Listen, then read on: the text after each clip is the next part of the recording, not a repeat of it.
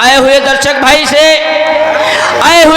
भाई से यानी हिंदू भाई को राम राम और मुस्लिम को सलाम। ठाकुर बाबू साहब को जय शंकर, पंडित गुरु जी से प्रणाम। हाँ तो भैया आप लोग जनता जनार्दन हैं, आप लोग जमीन पर बैठे हैं और हम इस समय चौकीदार हैं, चौकी पर खड़े हुए हैं।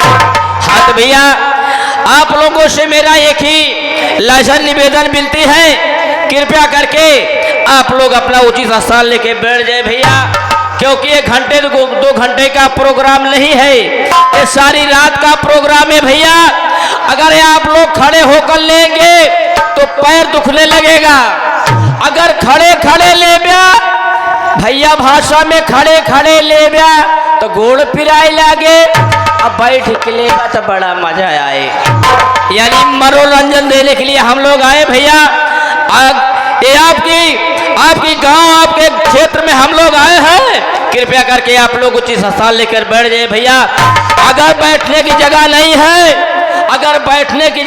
है भैया, कष्ट करके थोड़ा निहुर जाए।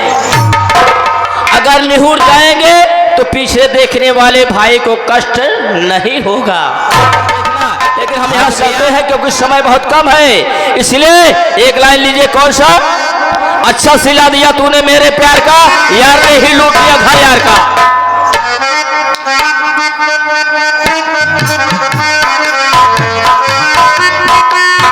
गाने की बोल है, अरे अच्छा कपड़ा लिया मैंने तेरी काट का,